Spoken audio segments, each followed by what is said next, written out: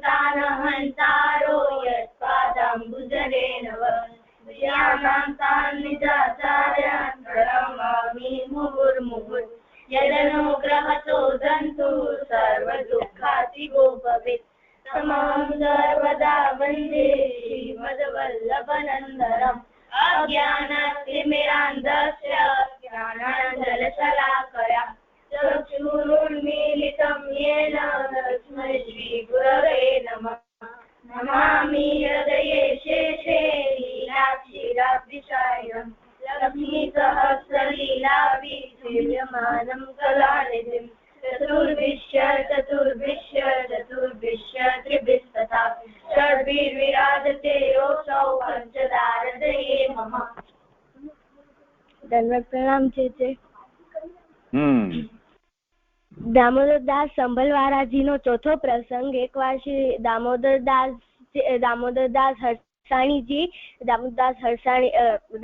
દામોદરદાસ સંભલવારાજીના ઘરે આવ્યા. તો એમને દામોદરદાસ સંભલવારાજીએ દામોદરદાસ હરસાણીજીને અનસખડી પ્રસાદ દીધો.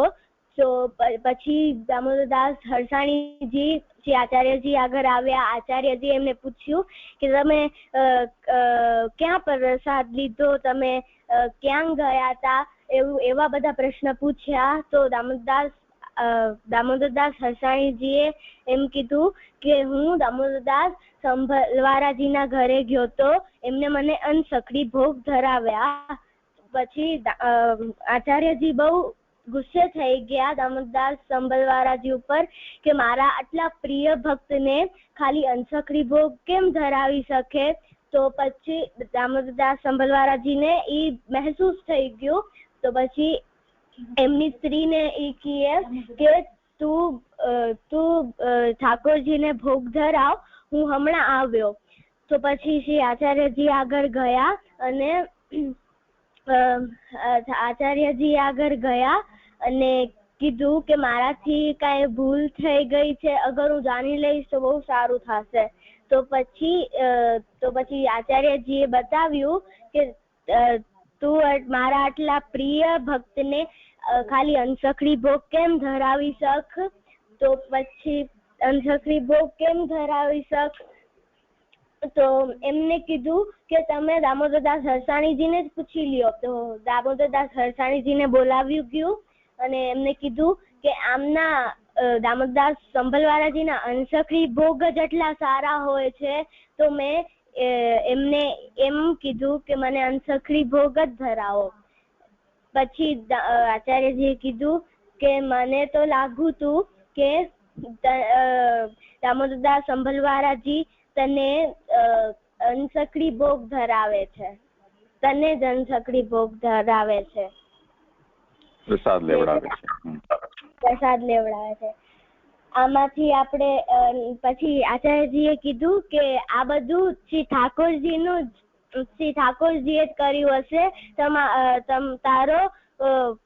તારી પરીક્ષા લેવા માટે. આમાંથી આપણે એ શીખ મળે છે કે ઠાકોરજી આપણી ક્યારે પરીક્ષા લઈ શકે છે. આપણે સતત રહેવું જોઈએ અને વૈષ્ણવનો સત્કાર કરવું જોઈએ અને ગુરુજીનો. બહુ સારું. જી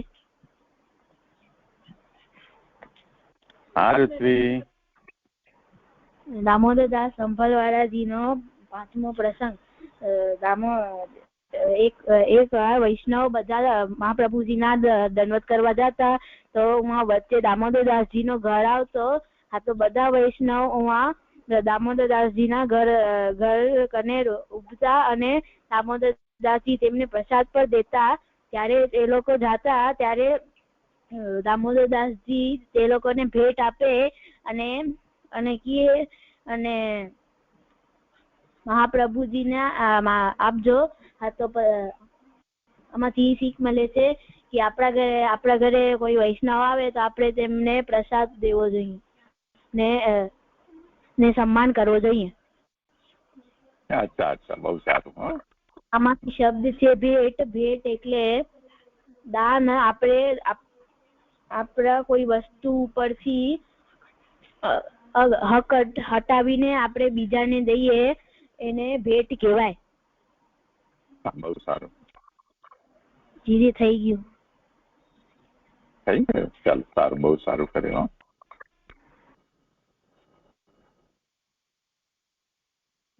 આજે કોઈ કીર્તન કરશે?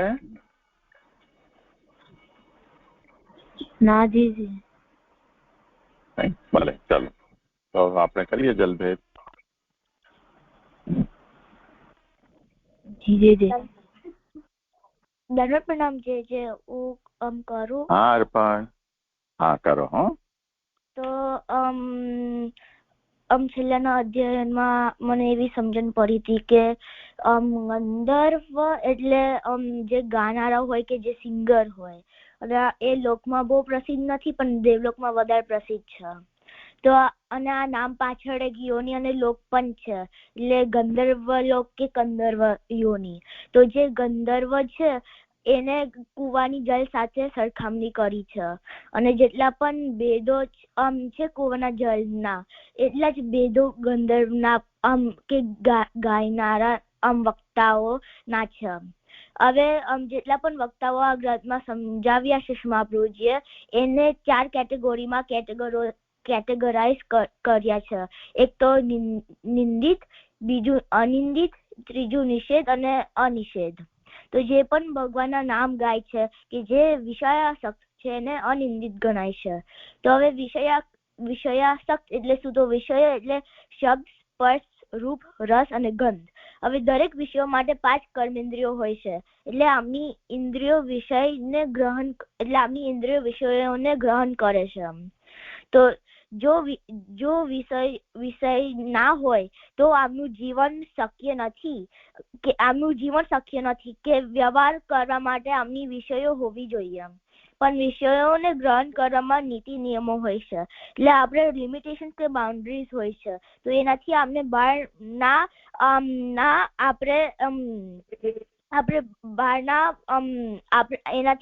રહી શકાય, પણ એનાથી અંદર જ રહી શકાય. હવે આપનો જે વર્ણમાર્ગ અનુસાર જે વિષયો પરમિસિબલ હોય એને ગ્રહણ કરવું, અને જે પરમિસિબલ ના હોય તો એ વિષયોને સંયમમાં રાખવું. પણ બાય નેચર થોડાક વિષયો સંયમમાં રાખવું પોસિબલ કે શક્ય ના હોય. તો આપણા લિમિટેશન્સની અંદર જે મર્યાદા કીધી હોય પાડવાની, એ આપણે પાડી રહ્યા છે તો કશી આપત્તિ નથી. પણ જો આપણે એનાથી બહાર એનો ઉપયોગ કરીએ તો એ વિષયાશક્તિ કહેવાય છે. એટલે આપણે ઇન્દ્રિયોને વિષયોને નહીં મળતા તો ઇન્દ્રિયોને સંતોષ જ મળતો નથી. તો હવે વિષયાશક્તિ એટલે બુદ્ધિને એક તરફ મૂકીને જડ કે ઇન્દ્રિયોને ના લેવલ એ વિષયોનો ભોગ કરવા માટે એને છૂટું મૂકી દેવાનું. એટલે અહીંયા આમની જીવાત્માને એવું થાય છે કે બુદ્ધિ છે તો આમની જે બુદ્ધિ છે તો એ આમના વિષયોથી બંધાઈ જાય છે. બહારથી એવું લાગે કે મનુષ્ય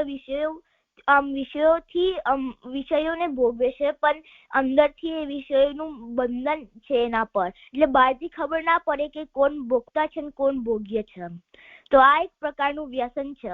વ્યસનમાં આત્મા એ કમજોર બની જાય છે. આપની આત્માનું ટ્રાન્સફોર્મેશન થાય છે. આપણે આત્મા માટે આપણે બધું કરીએ, પણ જ્યારે આપની આત્મા ને ભગવાન સિવાય કોઈને માની લઈએ તો આત્મા એના માટે જ વિચારશે.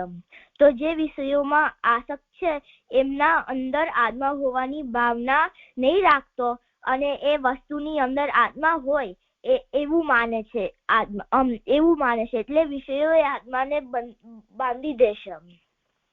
એટલે વિષયાશક્તિ એક પ્રકારનું બંધન છે. એના લીધે ગંધર્વ વક્તાઓ જે છે એ કુવાની જલ સાથે કમ્પેર મહાપ્રભુજી કરી રહ્યા છે.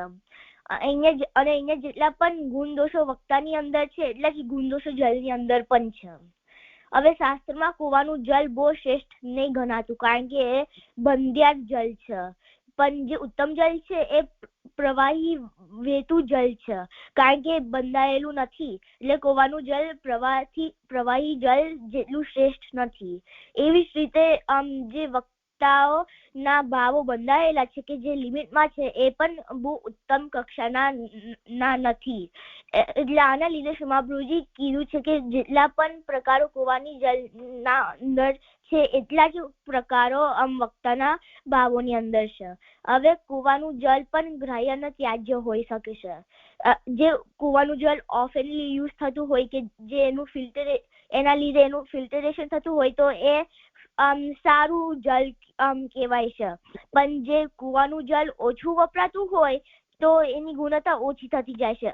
એટલે હવે આપણે આ વક્તાઓ કે ગંધર્વના આપણે કોન્ટેક્સમાં લઈએ તો જે મુખ્ય પ્રકારના ગંધર્વ પ્રોફેશનલ સિંગર્સ હોય છે. જો એ ભગવાનના નામનું ગુણગાન કરે છે તો એ વિષયાસક્ત હોય છે અને એનું શ્રવણ આપણે કરીએ તો આપની અંદર પણ વિષયાશક્તિ આવી જાય છે અને જે નિર્ગુણ ભાવ જે હોય છે ઉત્પન્ન નહીં થતો. તો કૂવાનું જલ એ પોતાનું જલ નથી, એટલે લિમિટમાં થઈ ગયા છે, કારણ કે જેટલું પણ જલ એમને મળે છે એટલું જ છે. એવી જ રીતે જે ગંધર્વ છે એ પણ લિમિટેશન્સમાં છે, કારણ કે એ ભગવાનનું ગુણગાન કરે છે તો એમાં જે ભાવો હોય છે એ એમના પોતાના ભાવો નથી. આના લીધે જે ગંધર્વા એ કૂવાની જલ સાથે કમ્પેર મહાપ્રભુજી કર્યું છે. મને એવી સમજણ પડી જાય છે. હા, બહુ સારું કર્યું. હવે એક વસ્તુ આમાં આપણે ઓર સમજવાની છે.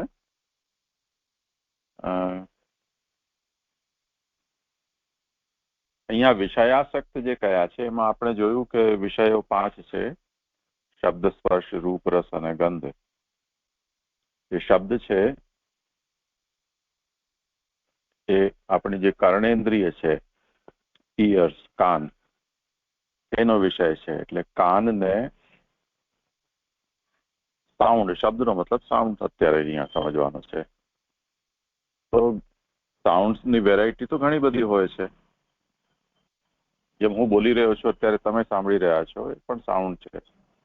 તમે બોલો છો, હું સાંભળી રહ્યો છું. સરાઉન્ડિંગમાં પણ ઘણા બધા સાઉન્ડ્સ આવી રહ્યા છે. અહીંયા જેમ વિદ્યાપીઠમાં હું બેઠો છું તો ઘણા બધા પક્ષીઓનો અવાજ છે, વૃક્ષોના હલવાથી આવતો વરસાદનો અવાજ છે, નીચે વૈષ્ણવ બોલી રહ્યા છે એમનો પણ અવાજ આવે છે, વાહનોનો આવતા જતા, હું ઝૂલા ઉપર બેઠો છું તો એનો ચૂંચો ચૂંચો અવાજ, બધા જ અલગ અલગ આ બધા શબ્દ છે, આ વિષય છે. અને એ વિષય હું મારા કાન એટલે કર્ણેન્દ્રિય દ્વારા એને ગ્રહણ કરું છું, એનું મને સેન્સેશન થાય છે.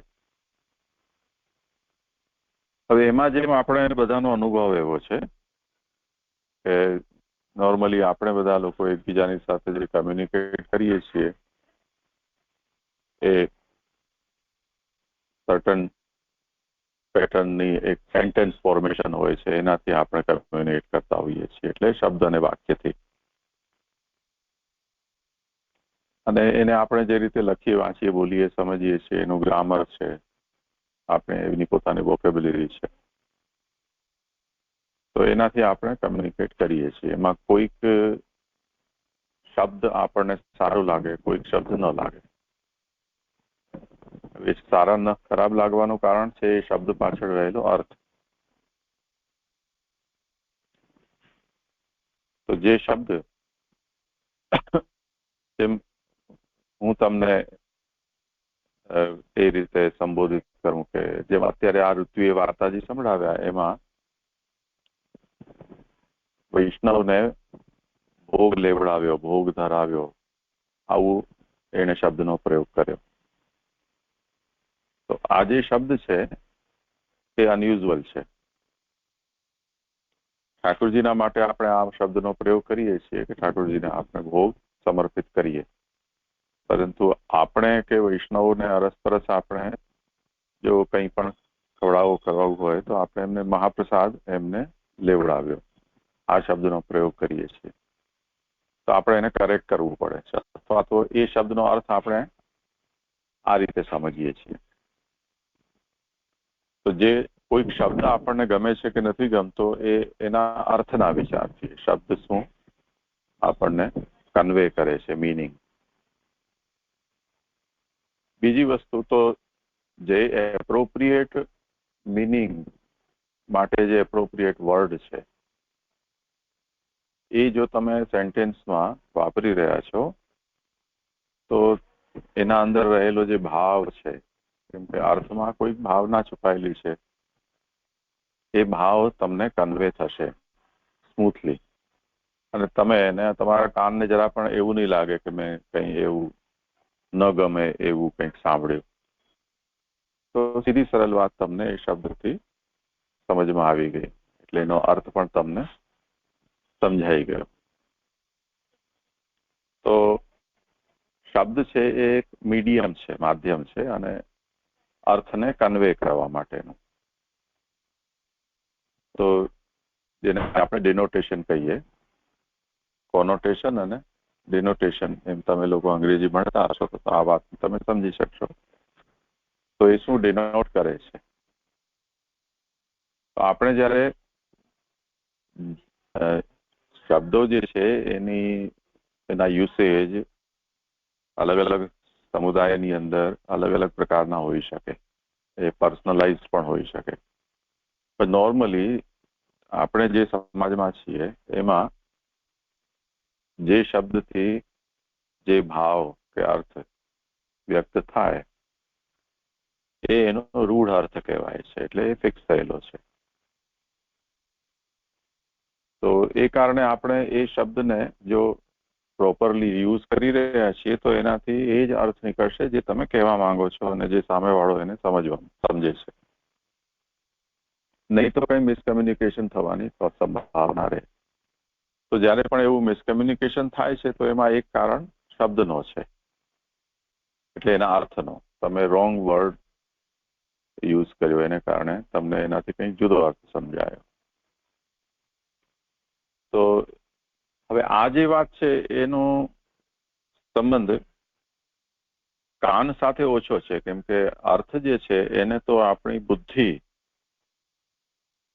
સમજે છે. કાન અર્થને નથી સમજતો, કાન કેવલ શબ્દને સમજે છે. એટલે આપણા જે ઇયરના ઇન્ટરનલ ઇયર હોય કાન, એમાં જે પડદો હોય એના ઉપર એક હથોડી જેવું એક અંદરનું સૌથી નાનું હાડકું હોય છે, જે શબ્દના તરંગો, સાઉન્ડ વેવ છે એ જેવા એન્ટર થાય એમ એનાથી એ વાઇબ્રેટ થાય, અને વાઇબ્રેશન છે એ કાનના ઇન્ટરનલ કાનના પડદા ઉપર એ હથોડી વાગે એટલે જેમ ડ્રમ વાગે ને એ વેવ્સ ક્રિએટ થાય. તો એની ફ્રીક્વન્સી પ્રમાણે એ હાડકું કાનના પડદાને ભટકાય અને એનાથી અમુક પ્રકારનો સાઉન્ડ પેદા થાય. અને એ પછી આપણા અંદરના જે જ્ઞાન તંતુ હોય, ન્યુરોન્સ છે, એના થ્રુ બ્રેન સુધી એ વાત પહોંચે અને બ્રેન એને મેનિપ્યુલેટ કરે, જેનાથી એને એનો એ સાઉન્ડનું એક એમ સમજો કે એક સમજી શકાય એવું સ્વરૂપ, મિનિંગફુલ કોઈ આઈડિયા એના માઇન્ડની અંદર આવે. એનાથી આપણે એ વાતને સમજીએ છીએ. તો આ જે પ્રોસેસ છે એમાં કાનનું કામ મિનિંગને સમજવાનું કે રિસીવ કરવાનું નથી. કાનનું કામ કેવળ સાઉન્ડને રિસીવ કરવાનું છે. મિનિંગ છે એ બ્રેન આપણને સમજાવે છે, એટલે આપણે બ્રેનથી એના મિનિંગને સમજીએ છીએ. તો હવે જુઓ ધ્યાનથી કે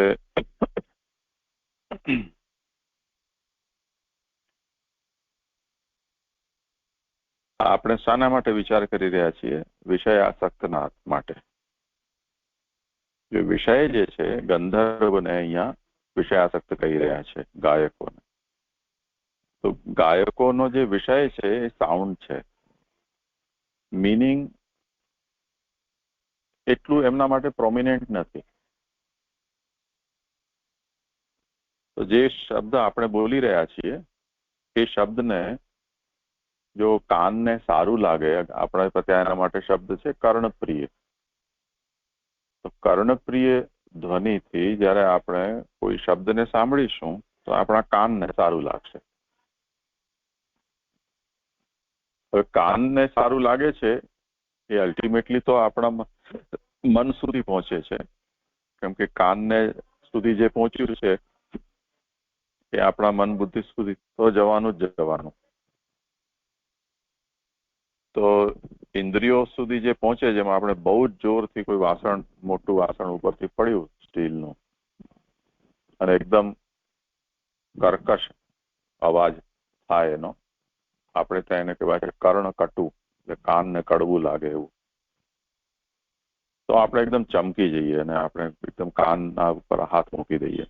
વીજળી ચમકે અને જોરથી કડાક ભડાક થાય તો આપણે એકદમ ડરી જઈએ, કાન બંધ કરી દઈએ. એવી રીતે કોઈ ધારવાળી વસ્તુ છે એને કોઈ એકદમ સ્મૂથ સરફેસ ઉપર ઘસે અને ચીચીડ અવાજ આવે તો એનાથી આપણા બધા શરીરની રૂવાટી છે ઊભી થઈ જાય, એકદમ આપણે ધ્રુજી જઈએ. તો આ બધા જે સાઉન્ડ છે એ કેટલાક એવા છે કે જે આપણને અપ્રિય લાગે. એ અપ્રિયતા કઈ રીતે શાના માટે છે એ લાંબો વિષય છે, એની ચર્ચા આપણે ન કરીએ. પણ આપણું કાન એવો સાઉન્ડ સાંભળવા માંગે છે કે જે એને ગમે. તો જેમ અત્યારે આપણે જે કીર્તન રોજ એક એક કરીએ છીએ, એ કીર્તનમાં જે કીર્તનકારનો જે ભાવ છે, એ જે શબ્દના અર્થથી પ્રકટ થાય છે, એને તમે એક કોઈ પેરેગ્રાફમાં ટેક્સ્ટના રૂપમાં તમે એને ટ્રાન્સલેટ કરી દો તો તે રીતે પણ તો એ ભાવને તમે કન્વે કરી શકો છો. જેમ દળઈને ચરણને કેરો ભરોસો. તો સૂરદાસજી એમ કહી રહ્યા છે કે મારો તો ભરોસો આ ચરણો ઉપર છે, મારો આ ચરણ ઉપર દ્રઢ ભરોસો છે. આવું આનો મતલબ થયો.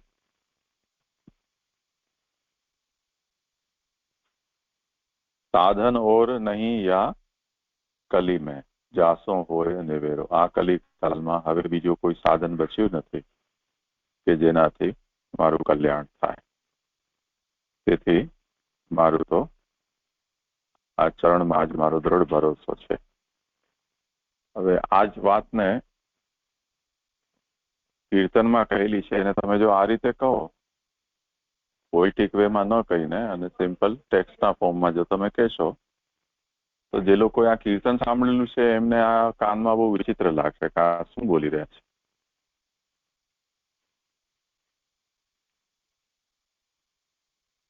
હવે એ જ વાત છે એને આપણે કીર્તનના રૂપમાં કહીશું, એટલે કાવ્યાત્મક શૈલીથી, અને એમાં પણ રાગમાં એની કોઈ ખાસ પ્રકારે જે ગવાય છે તે રીતે, તો આપણા કાનને સારું લાગશે.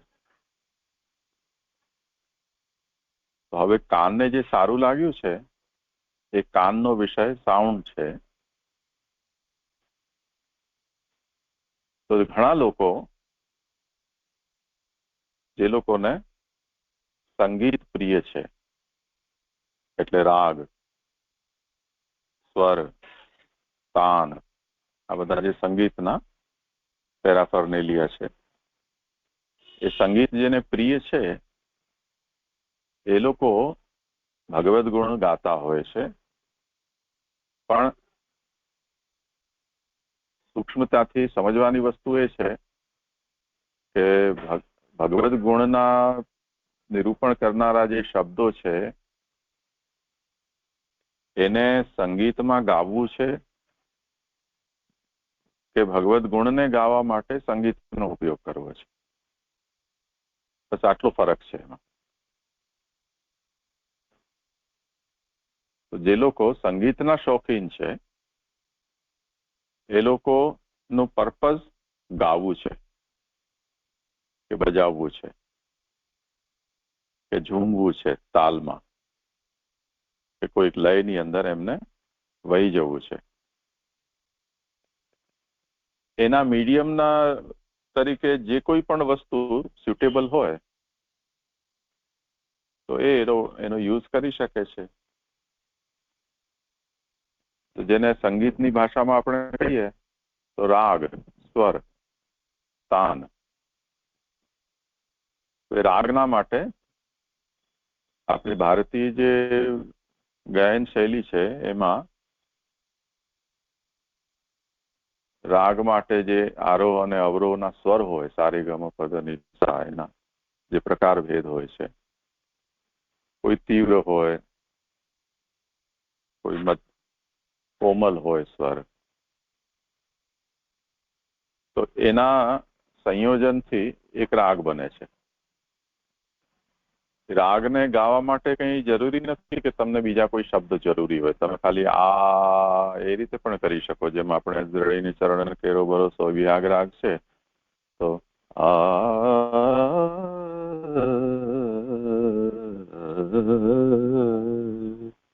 તો ખાલી આથી જ આ રાગ તમે એને ગુનગુનાવી શકો છો. તો એના આરોહ અવરોહ બધા જ આથી થઈ શકે છે. તે જ રીતે એનો જો તમને ગ્રામર ખબર હોય રાગનો, તો તમે ગ્રામરના માટે જે સારેગમ પધનિસા કયા છે એનાથી પણ તમે આ રાગ ગાઈ શકો છો. વિહાગ રાગ માનો કે સારેગમ પધનિસા સારેગપ મગરે સા સારેગપ પધનિસા સારેગપ મગરે સા. હવે કોઈ તમે સાર્થક શબ્દ ન હોય, કોઈ બંદિશ ન હોય, કોઈ કવિતા કે કીર્તન પદ ન હોય, તો પણ આ જે સરગમ છે એના ઉચ્ચારથી તમે કોઈ પણ રાગને ગાઈ શકો ને. એ આપણે ત્યાંની શૈલીમાં છે, તરાના વગેરે છે, એ જાતના છે. ધ્રુપદ શૈલી છે એની અંદર અખાવજના બોલથી રાગ ગાતા હોય છે એ લોકો. તરાના વાળા છે નદીમ તો તને ના કરીને એ રહેતી પણ એ લોકો ગાતા હોય છે. આ બધા નિરર્થક શબ્દો છે. તમને જો કઈ સ્વરનો આનંદ લેવો છે કે લય તાનનો આનંદ લેવો છે, જેને આપણે સંગીત કહીએ કે ગાયન કહીએ, તો એના માટે તમને કોઈ શબ્દની જરૂરત નથી કે તમે આ શબ્દમાં જઈને ગાઓ કે આ શબ્દમાં એને ગુનગુનાવો. પણ જે લોકો સંગીતના શોખીન છે એમને એના સાથે કોઈ ભાવને અટેચ કર્યા છે કે ચલો આ રાગ છે તો એનો આ મૂડ છે. જેમાં આપણે ત્યાં ઉત્સવમાં સારંગ રાગ વધારે ગવાય છે. વસંત છે, ખેલના દિવસોમાં વસંત છે, આ વરસાદના દિવસોમાં મલ્હાર છે. તો એ જાતનું આપણને એનું એસોસિએશન બનાવી દેવામાં આવ્યું છે કે આ દિવસોમાં આ રાગ. હવે વરસાદને ને મલ્હારને કોઈ લેવા દેવા નથી, પણ કેમ કે આપણને એમ સમજાવી દીધું છે એટલે હવે આપણને જયારે પણ વરસાદ આવે ત્યારે મલ્હાર રાખશું છે કે જયારે વૃક્ષોની અંદર નવા નવા ફૂલ પત્તા આવતા હોય તો આપણને વસંત ખીલી એવું આપણે કહીએ, તો વસંત રાગ છે એ નીકળી જાય. ઉત્સવ આવે તો બધા જેમ સારંગ આપણાથી નીકળે. તો હવે જે જેની સંગીતનું જે પ્રદેશનું છે તેની સાથે એ રાગની સાથે એના મૂડ ફિક્સ કર્યા છે. હવે એ ખરેખર એવા મૂડ એમાં છે કે નહીં એ રિસર્ચનો સબ્જેક્ટ છે. પણ એક વાત તો નિશ્ચિત છે કે જેને ખબર નથી, કે જેને એ જાતના સ્વરો સાથે એ જાતનું કોઈ એસોસિએશન નથી મેન્ટલ, એમને એ વાત સમજાવી દેવામાં આવે કે આવું હોય ત્યારે આ ગાવાનું. તો જેમ શિવરંજી રાગ શિવરંજીની આવી ગયું તો કંઈક હવે આ રડવાનો રાગ છે યા સ્વાગતનો રાગ છે, કોઈક રાગ છે તો કોઈકની સાથે સેડ મૂડ છે સેટ કરી દીધો છે, કોઈકની અંદર સ્નેહ પ્રેમનો મૂડ જોડી દીધો છે, કોઈકની અંદર સ્ફૂર્તિ ચંચલતા એવો મૂડ છે. એ પ્રમાણે બધા રાગને સેટ કર્યા છે. હવે આપણે એ રાગને એવા મૂડથી જયારે કોઈ ગાઈ રહ્યા છીએ તો એની સાથે જોડાયેલા જે શબ્દો છે કે જેમાં એ ભાવ અભિવ્યક્ત થાય છે, એ શબ્દ જો આપણી પાસે ઉપલબ્ધ હોય તો એ શબ્દથી નીકળતો જે મૂડ અને એ જે રાગમાં ઓર વધારે પાવરફુલી એક્સપ્રેસ થતો હોય એ રાગમાં ઓર વધારે આપણને આનંદ આવે.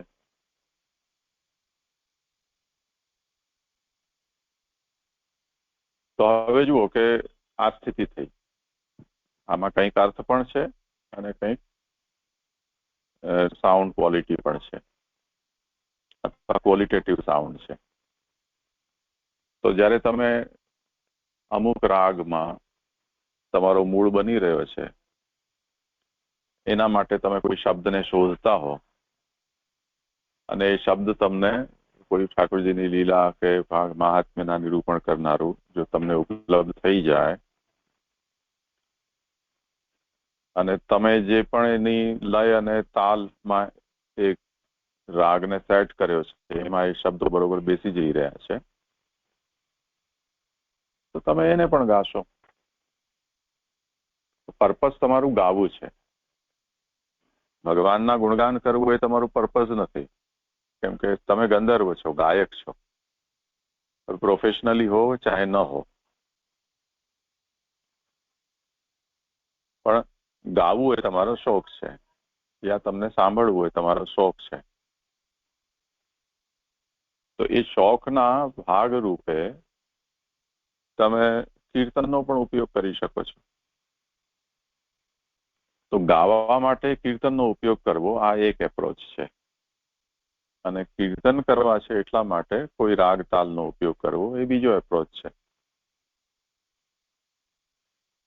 તો જે ગંધર્વ છે, જેનો ગાવું એ શોખ છે, આ વિષયાસક્તતા થઈ એટલે સુર તાલ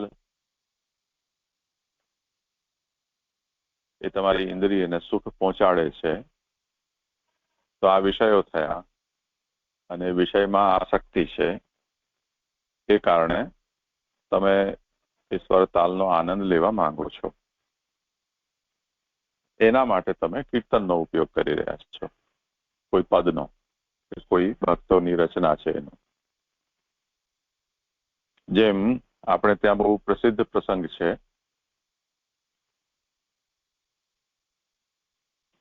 ભૈરવી રાગનો.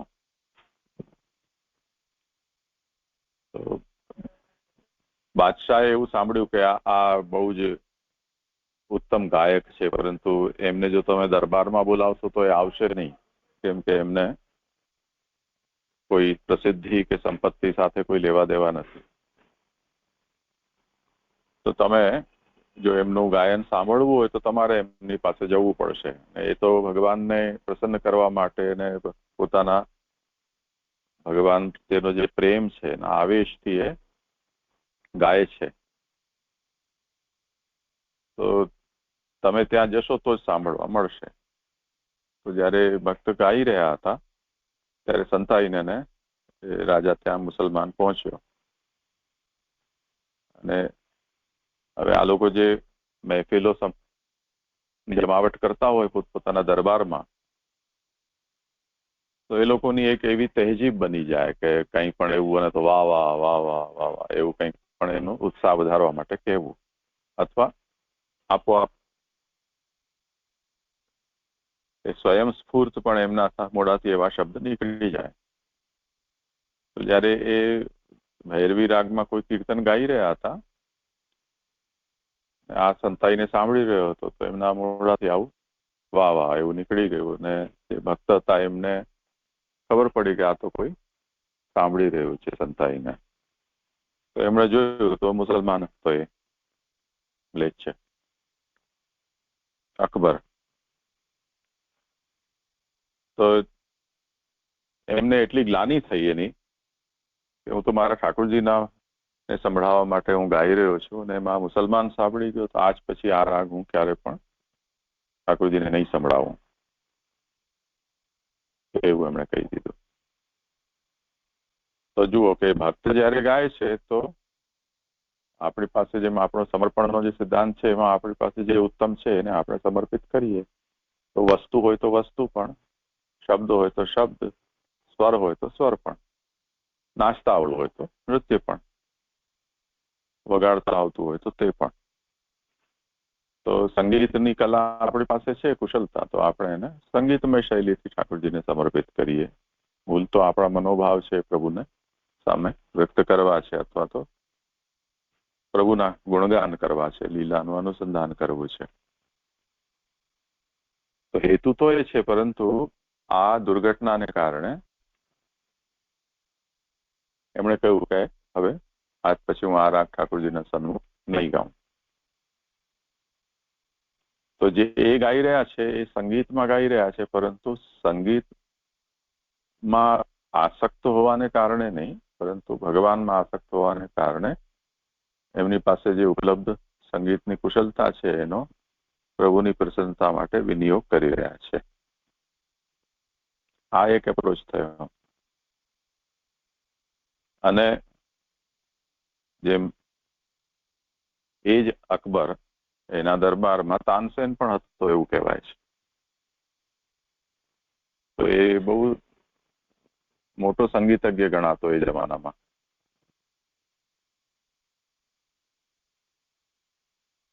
એ જયારે શ્રી ગુસાઈજી પાસે એક વખત આવ્યો અને એણે શ્રી ગુસાઈજીને ખુશ કરવા માટે કંઈક સંભળાવ્યું,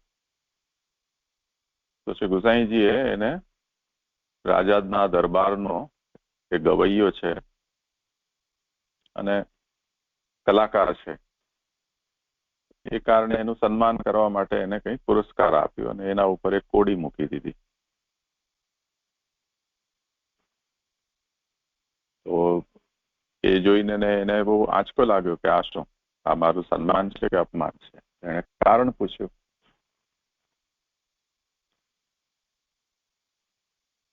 તો શ્રી ગુસાઈજી એમ કહ્યું કે આજે રૂપિયા આપ્યા છે એ તો તારી કલાની પ્રશંસા માટે છે, ને જે કોડી મૂકી છે એટલા માટે કે આ કલાનો તો લૌકિકમાં વિનિયોગ કરી રહ્યો છે, ભગવદ અર્થે હોત તો આ કોડી ન મૂકત. તો આપણી પાસે જે છે એનો ઉપયોગ પ્રભુ માટે થાય એવો જો એપ્રોચ આપણો હોય તો એ સાચી કલા છે, નહીં તો શું કામનું.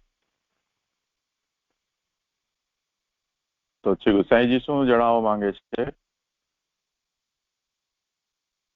કે સ્વર તાલ વગેરે છે એનો આનંદ લેવા માટે આપણે આપણા વાણી કે આપણા કાન વગેરેનો જો ઉપયોગ કરી રહ્યા છીએ તો એ વિશે આસક્તતા છે. અને ભક્તિ માટેનો વિનિયોગ કરી રહ્યા છીએ તો એ ઉત્તમ છે. તો વિષયાસક્તતા અહીંયા ગંધર્વોની શા માટે ગાયકોની મહાપ્રભુજી આજ્ઞા કરી રહ્યા છે? અહીંયા ભક્ત નથી કયા.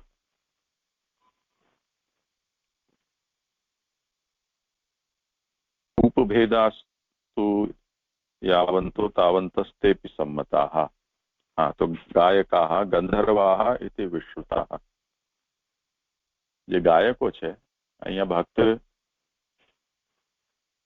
કે વૈષ્ણવ કે સેવક એવા શબ્દનો પ્રયોગ નથી કર્યો, પરંતુ સિમ્પલી શ્રી મહાપ્રભુજીએ ગાયક શબ્દનો પ્રયોગ કર્યો છે, એટલે જે ગાય છે તે. તો ગાયકો છે કેવા છે? કુવા જેવા છે એમના ભાવો. ગંધર્વ નામથી એ લોકો ઓળખાય છે. અને એમને વિષયાસક્ત એટલા માટે કહ્યા છે કે એ લોકો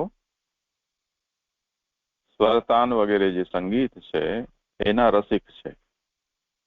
ભગવાનના રસિક છે કે નહીં એ બી પછીનો વિષય છે. તો ભગવદ ગુણ પણ યદી એ લોકો ગાતા હશે તો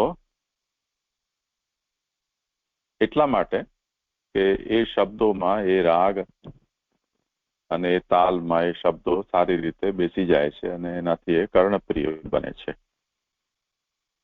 તો એ વિષયાસક્તતા જ થઈ. એટલે કોઈ ગુજરાતીમાં એક કહેવત છે, ભાવતું તું તે વૈદ્ય બતાવ્યું. કોઈ બીમાર થયો અને ડોક્ટર પાસે જવાથી એટલે ગભરાતો હતો કે ડોક્ટર એવું કડવું ખાવાનું કહેશે તો આપણે ન દેખાવું સારું. પણ કોઈએ કીધું કે નહીં, આ ડોક્ટર બહુ સારા છે, તમને ભાવે એવું જ બતાવશે.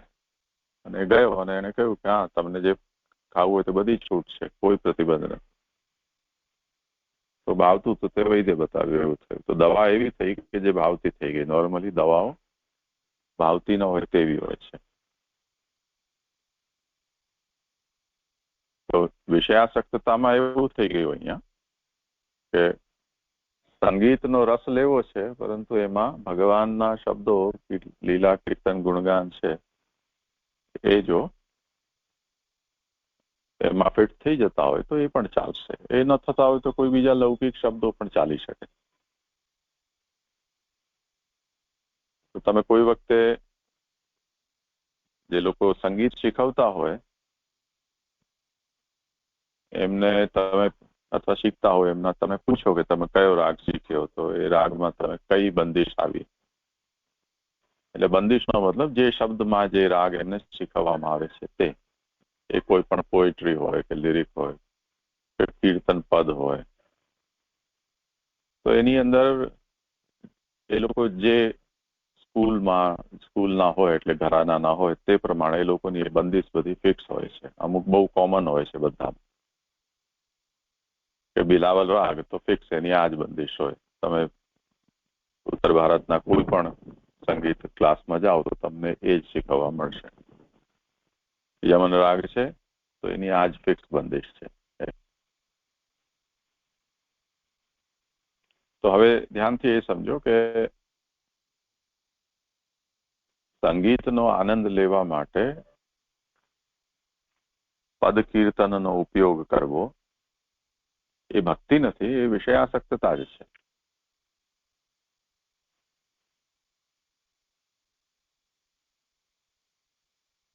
તો જે લોકો ગાયક છે, જે લોકો સ્પેસિફિકલી સંગીતનો આનંદ લઈ રહ્યા છે, સ્વર તાલ રાગનો, અને એના માટે જે લોકો ઠાકોરજીના લીલાના કે ગુણના કે મહાત્મ્યના વર્ણન કરનારા શબ્દો એનો ઉપયોગ કરે છે, તો એમના ભાવો એ વિષયાસક્ત વક્તા છે. અને વિષયાસક્ત હોવાને કારણે એમના ભાવ જે શુદ્ધ નિર્ગુણ પુષ્ટિ ભક્તિ માર્ગી એ શ્રોતા છે કે વૈષ્ણવ ભક્ત છે એમના માટે એ ગ્રહણ કરવા યોગ્ય નથી. નહીં હોવાનું કારણ શું? કે એમને જે વખતે તમે કોઈ બીજો રાગ એમના મુખથી સાંભળશો તો બની શકે કે એ કોઈક એવા લૌકિક પદોનો પણ પ્રયોગ કરે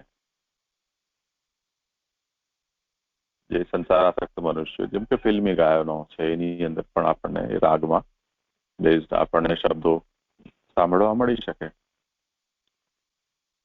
એક ઉદાહરણ આપું છું, વ્યક્તિ ઉપર એને લેવાની આવશ્યકતા નથી, પણ જેમ તમે કોઈ એક ગાયકના તમને શબ્દો લતા મંગેશકર હોય કે જગજીત સિંહ હોય કે પંડિત જસરાજ હોય કે રાજન સાજન મિશ્રા હોય, આ બધા પ્રસિદ્ધ લોકો છે.